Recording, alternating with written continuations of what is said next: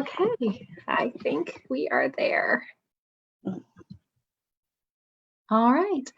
Good evening, everyone. My name is Catherine. I will be your hostess this evening for Authors Reading Aloud. I am so excited tonight to be joined by Natalina Reis and her novel, Dark Feathers.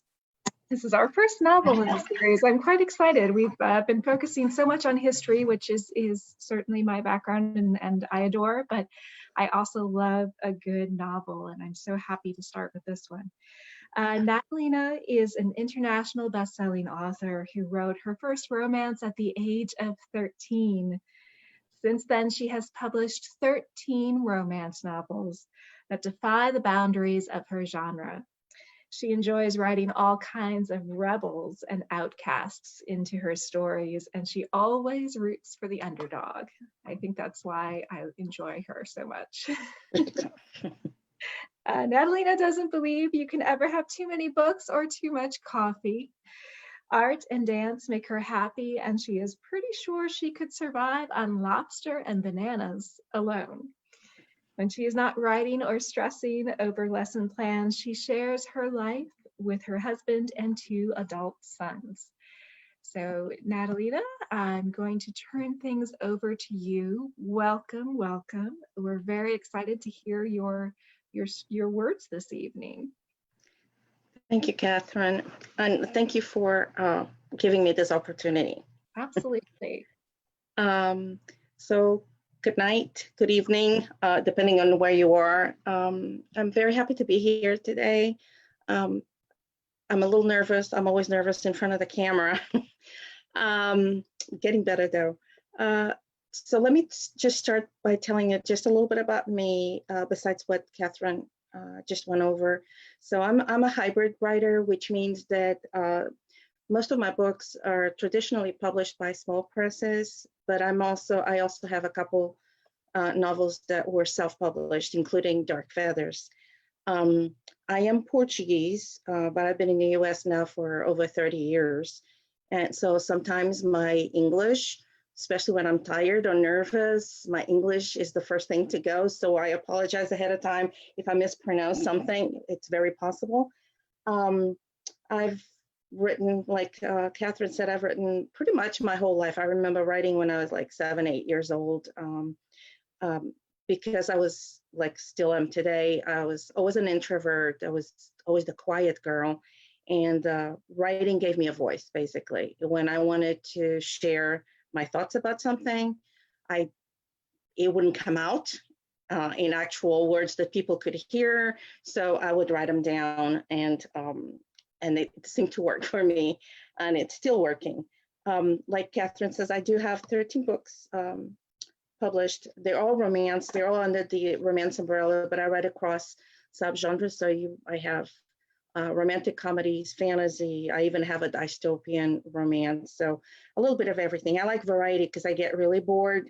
So I have to stretch across the genre. So if you talk to any fiction writer, they will tell you that we mostly fall into 2 main categories. One is the outliners, and the other group is the pantsers. The outliners are people that are very good at outlining their story. They sometimes go into the most tiniest of details. The pantsers are people that basically have a very sketchy idea of what they want to write, and they just sit in front of the computer or with a piece of paper, depending on what your style is, and just write. I'm one of the last ones. I'm a total, utter pantser. I call myself the queen of the pantsers. I might do some planning unconsciously, but nothing consciously. I don't write anything down. I just basically start with a very sketchy idea, maybe a character that I found that I would like to develop, or maybe a concept or an idea that I would like to explore. And then just to quote Hemingway, I just basically bleed into the typewriter. No, not really the typewriter, but the laptop in my case. Of course, that means that at the end I have to fix a lot of things, because there's a lot of contradictions, problems with the timeline, loose ends. I sometimes mess up things about the characters, but that always comes on the second draft. I also, because of that, I've always been afraid of writing series, and it took me a long time to decide to actually write one. I do have one out. It's called The Jewel Chronicles. Um, but man, it was a hard decision. So this one, Dark Feathers, it's not quite a series, but it is. It was written as a sequel to another paranormal romance called Lavender Fields. Now, both of them are standalone, so you don't have to read one to understand the other. So you can read them totally independently from each other. But there are characters and certain concepts and certain ideas that kind of cross over from Lavender Fields to Dark Feathers. I love writing speculative fiction because it allows me, as somebody who's very introverted and afraid sometimes of voicing my opinion, of uh, dealing with real life issues, social issues, whatever, and in a way that um, even though I'm dealing with it and I'm putting out my opinion out there, I'm not stepping on anybody's toes or making anybody angry about my ideas. And like Catherine said, I love outcasts, and I write an outcast in almost all of my books. So in Lavender Fields, which is the first one before Dark Feathers, um, I tell a story about an angel of death. And even though he's an angel of death, he's actually a good guy despite his title. And he's an outcast because among his people, because he's very clumsy. He's doesn't really abide by the rules much like the other angels, and very impulsive. And I love to explore the idea of a group of people that got so caught up in their rules and traditions and ideas that they end up losing sight of what they originally stood for. So in that book, they often mention that angels that broke certain rules were punished by being basically turned over to the dark side. And I decided after I wrote Lavender Fields, I decided that I wanted to write about one of those angels that went from the light to the dark. And that's how Dark Feathers was born. And Phoenix, who is my dark angel in Dark Feathers, is also an outcast. He has no memory of his past. He works for the darkest of angels, which is Lord Asmodeus.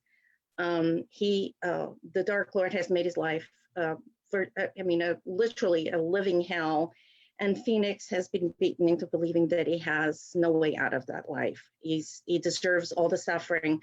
He's not sure why, but he believes that he deserves all the suffering and that he's good at nothing. So the only thing he really wants in life is to be invisible. So he doesn't want to be noticed because being noticed means pain. So I did not exactly plan, again, there's my pantser. I didn't exactly plan on exploring the effects of physical and emotional abuse on people, but it turned out that that's part of what I did with Dark Feathers. And then, of course, all my outcasts normally end up turning out into rebels. And from that, they're normally going to being the hero of the story, or at least sharing the part of the hero of the story. And it's Lavender Fields, the angel, my main angel, his name is Sky, suffers from terrible loss in order to protect the ones that he loves. And Phoenix in Dark Feathers will also be faced with the choice of having to sacrifice pretty much himself in order to protect the one he loves. Now, don't worry, because it is a romance, so it has a happy ending. All my stories have to have a happy ending, otherwise I can't sleep at night. That I can guarantee you that you're not going to be sad at the end. So I do want to give you just a quick warning. I'm going to read, here's the book, by the way. There's Dark Feathers. I do want to give you a warning. Joan, which is the main character in this book, it's one of those crossover characters that I told you about. And in Lavender Fields, she played the sister of the main character. And she was a teenager in the other book. Now she's all grown up. But as most teenagers, she really enjoyed annoying the father figure, which was her brother who had brought her up. So, and the way she found to totally, tick him off was to use a lot of profanity when she talks. So in one of the excerpts that I'm going to read, there is a couple of, not so nice words. So if there's children in the room, just be aware of that. But I will start by reading you the prologue, which is very, very short. It's less than a page long. And then I'll go on to another excerpt. So here we go. Oh, sorry, I forgot to tell you. So the book is written in two voices. It's Phoenix's, the angel's voice, and Joan's voice. So this one, the prologue, is in Phoenix's voice.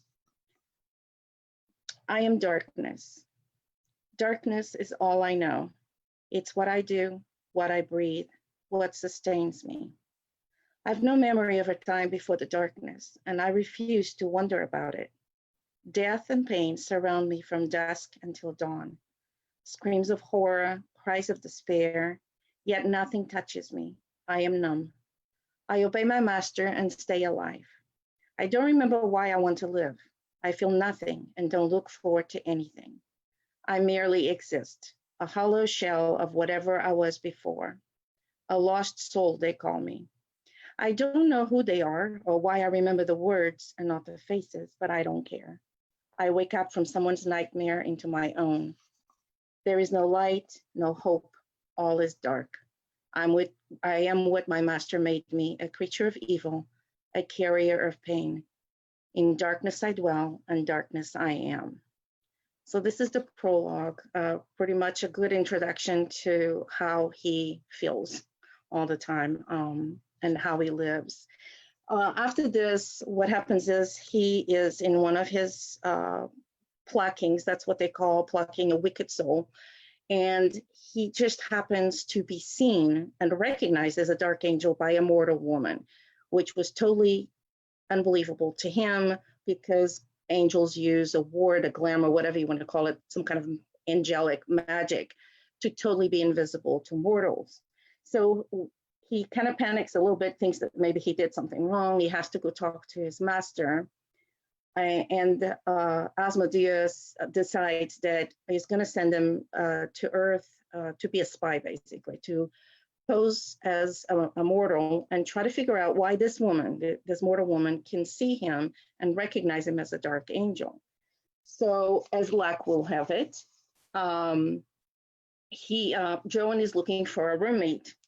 She had just moved in town. The book is set in Maine, and he ends up landing himself a place in her own house so he can watch her very, very closely.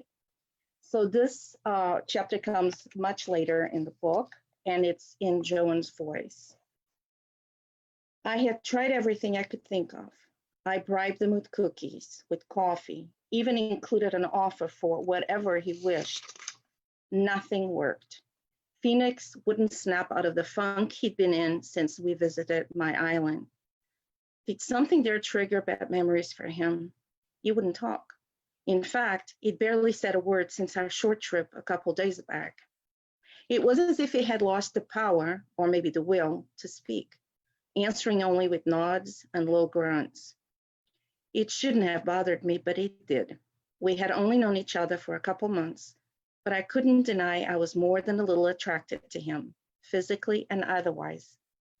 Besides being outrageously gorgeous, Phoenix was humble, simple in taste and needs, and always willing to help out. He was not shy, but very reserved. When he smiled, it was as if the sun had landed in the room. Not that he smiled much, but before the island trip, I had begun seeing that sexy, heart-melting smile more often. I wondered what he was hiding because it was obvious he had a secret. He was awkward, surprised by the most common of things, almost like a child learning about the world around him for the first time. It pulled on my heartstrings and made me want to know him better. Come on, Nix. My brother's coming soon and I have a whole plate full of snickerdoodle cookies waiting for you. I was outside his door, knocking and begging. Maybe if I was super annoying, he would capitulate and open the door. Open the fucking door, Nix.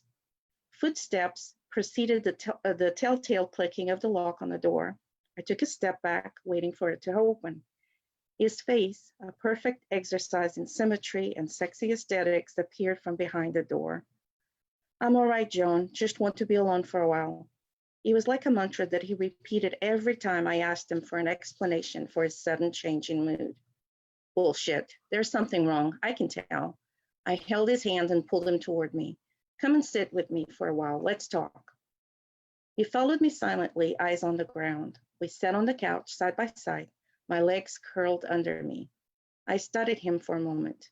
There was such a dark sadness in his eyes that they seemed to have gone from hazel to black. I had asked Caleb to come over and try to figure out what was going on with Phoenix. Caleb had always been the wise one in our family duet, both a brother and a father since our parents had died in an accident. He was the one I always ran for help. He and his fiancée Sky, who I loved as family and who had lost his angel wings to protect my brother. Tell me what's wrong, Nix, I asked, leaning over to touch his hand. He flinched, but didn't pull away. Something happened at the island, and I want to know what it is. We're roommates, and I care for you. Maybe a little too much, considering that after a couple of months of living together, I still felt like I barely knew him. The man was a mystery. Phoenix did look at me then, his eyes still dark and wet. I'm not who you think I am, and I can't tell you what I am. The confusion I was feeling must have shown on my face because he added, I don't have many memories of who I was or where I came from before becoming an adult. Being on the island, surrounded by that beauty, somehow struck me as a reminder of what I've been missing my whole life, that's all. I have done nothing worthy or useful, and I most definitely have never done anything beautiful, a waste of a life. Without thinking, I sprang forward and wrapped my arms around him, pulling him close to me. At first, he stiffened, and for a moment I thought I had done the wrong thing. But as I was getting ready to release him from the embrace, his arms went around me, his hands flattening against my back, and his face nestled in the crook of my neck. He was all hard muscle, but his skin was soft and warm under the tips of my fingers. What now? Do I hold him or do I let it go? You must be wrong, Nix. Not knowing what else to say, I babbled on about his worth and beauty, but I wasn't even sure he heard me. His breathing had gone so quiet that if it wasn't for the sure grip on my back, I would have thought he'd fallen asleep. As I always did when I was nervous, I kept talking about everything and nothing in particular. He kept silent until I, having run out of words, stopped chatting away. You're warm. Not the best compliment I've ever been given, but somehow it felt as if it was. I shivered under his hold and felt my legs turn to mush. Oh, fuck, this is not good. Why do you shake? When I didn't answer right away, he let me go suddenly, his face a sickly shade of gray and lips turned into a frown. Did I hurt you? That's what I do. I hurt people. Even when I don't want to, I still do harm.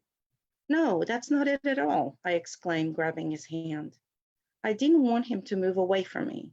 It felt right having my body against his. You didn't hurt me, I promise. He blinked his eyes.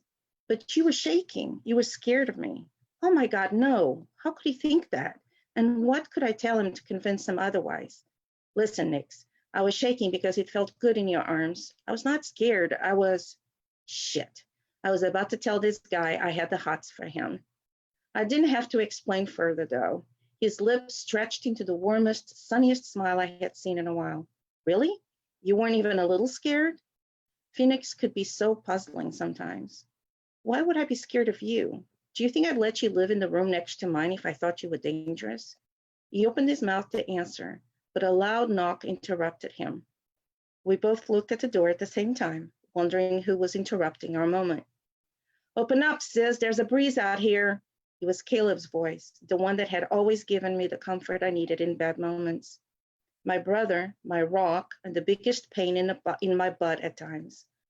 I got up to open the door and was immediately drawn into a bear hug. Fuck, Caleb, you're strangling me. Caleb let me go and scowled. Still the same potty mouth, I see. If you're going to be a businesswoman, you better clean it, girl. He noticed my roommate for the first time. Phoenix, I presume. My brother and his fiancée had been over a couple of times to help with the store, but they had never met Phoenix. Busy with their wedding preparations, Caleb and Sky had come straight to the cafe while I was at work and my roommate at home. Yes, this is my roommate. I moved between the two as Phoenix stood up. He was about as tall as my brother, and I looked like an ant in comparison. This is my brother, Caleb. Caleb shook his hand, and we all sat at the kitchen table, drinking coffee and eating cookies. Caleb and Phoenix talked while I watched them both. Caleb looked so much happier now that he had before he met Sky, another reason I loved my brother's angel.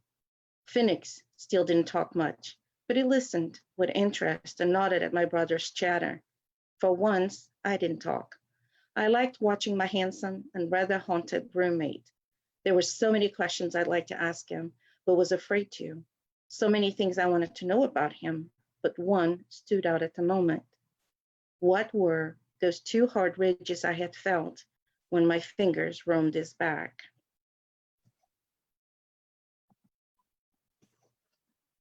Oh my, quite a mystery taking shape there.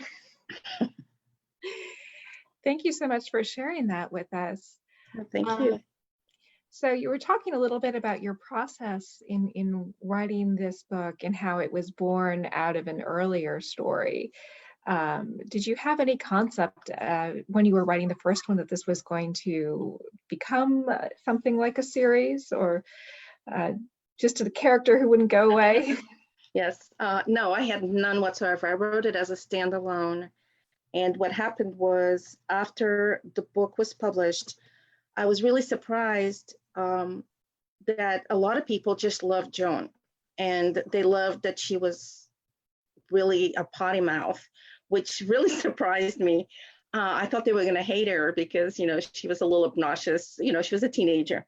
But they really liked her. And a lot of people asked me if I would write her story. And I kind of played with the idea. I was not sure, what kind of story I was going to do because she was still very young. She was a teenager, and I don't write young adult stories.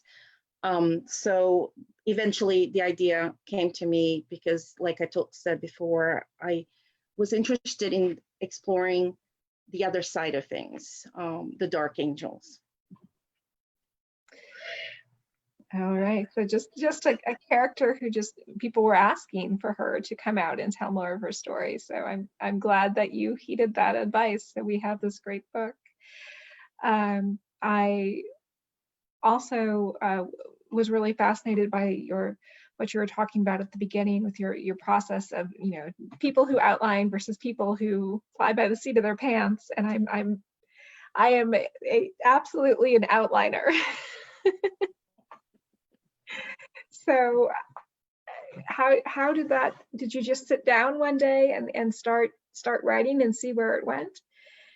Yeah, I pretty much, I get inspired by whatever. Just to give you an example, this is a story that has not been written at all. It will be written, but I was looking at a website that it's a graphic artist that does book covers. And I came across this book cover that was for sale. It was absolutely gorgeous. I totally fell in love with the cover, and I bought it, even though I don't have a book for it. And then from the picture, I got an idea. And it's just a little idea. Like I said, it's very sketchy. And since I'm writing one right now that it's not finished yet. So I'm kind of pulling out different ideas.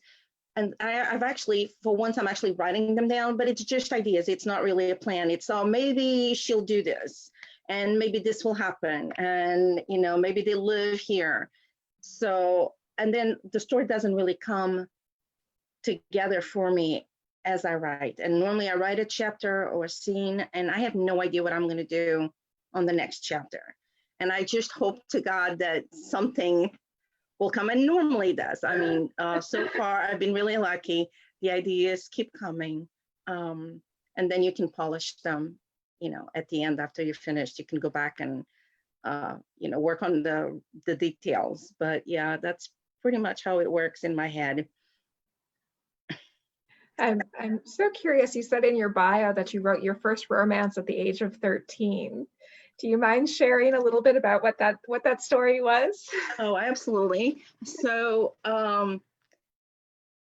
when I was around 11 years old, my country went through a political coup. And things changed completely. And we went through that euphoric time where we had just got rid of a fascist government, and everybody was free, and there was a lot of freedom. It was a little bit too free. There was a lot of things that happened that probably shouldn't have happened. And there was an influx, a couple years later, there was an influx of teenage targeted movies, and they were all romances. And they were, now thinking back, I'm going, oh my God, that was so inappropriate for that age group. But it was a fad back then. And there was the movie, there was a romance with teenagers, and it was called Friends. So I immediately started conjuring up a very totally unoriginal, I mean, the only original thing was the characters. The story was pretty much almost a copy of the movie that I had watched. And I just happened, one of my best friends, we were mostly pen pals. We lived pretty far from each other, but she came to spring break with me, and it was a lot of fun because we sat in our bed at night and we basically wrote the story together. The idea was mine, but she helped me with all the details, and we kind of, oh, what if we did this? So it was a lot of fun. I wish I still had it because I'm pretty sure it was horrible, but I moved around so much that I lost a lot of my earlier writings. But I do remember some details. It was terrible, but it was a good exercise. Absolutely. I think my first book, book length manuscript, we'll call it that, also came out at that same time in my life. I was 7th grade, so I guess that would have made me 12 or 13 years old. And I decided that I was going to write a historic romance novel. Because I know so much about history and romance at the age of 12. So I did, and it's funny because so much of my work these days is history and research, and I'm not saying anything unless I can back up my research. But at this time in my life, I did absolutely zero research. I did almost negative research, and the result, if I have it, because this was the other funny thing. I'm 12 years old. I write a romance novel, and I'm mortified. I want to share it with my family, but I don't. You can't. So I censored my book by, in those days, literally cutting, because my computer and printer didn't have real word processing software. So I literally took scissors and cut out the kissing scenes. And then I found it. My grandmother had kept this. It was an adventure, but I bless those early days of writing. I think they were great for us. However strange and wonderful our stories might have been. All right. Let's see here. Do you have, it looks like we're maybe coming to a close here. Do you have any parting words of wisdom that you want to give us before we say goodnight? Yeah, wisdom. Not quite. No, just, I'm a huge reader. I've always been a bookworm since, since I learned how to read. And I've always read across genres, and that's why my books have such a mix of mystery. They all have, you might have noticed this chapter actually was not very humorous, but even my dramas, even my dystopian novel, which is supposed to be very dark, and there's still a lot of humor mixed up in it. So if you're like me and you enjoy, I enjoy reading books that have a lot of, I can't explain, a lot of genres mixed up in, and they're really hard to find. I find that you find like the romance, it's all romance. For me, there's something missing. So if you're kind of like me, you probably maybe would like some of my stories. Oh yeah, I did want to mention something really quick before we go, is that if you're interested or curious about reading Dark Feathers, the ebook is right now, it's only, I think, for 3 or 4 more days, it's on sale for 99 cents. So if you want to try it without having to go, have a huge expense, now it's the time to be able to do it for very little money. But yes, and I do have, I did drop the sales link for the book in the video description. So that is where you will find it and on sale for the next few days. So good incentive. Thank you, Catherine, and thank you for having me. Thank you so much for joining us this evening. Well, everybody, thank you as well for sharing part of your evening with us. This is a very busy week for Authors Reading Aloud. We will be back on Thursday with my friend Catherine Anderson, who is a historian, actually, who specializes in the history of asylums and mental illness. But she has written a novel based on her research work. And it's really fascinating. So I'm looking forward to sharing that work of fiction with you. And also on Saturday, my friend Richard Smith, a public historian in Concord, Massachusetts, will be joining us, not just to talk about the history books that he's written, but also about the work of writing in partnership with Applewood Books and their history shorts that they publish. So be sure to check those out when we're here again, and have a good night. Good night.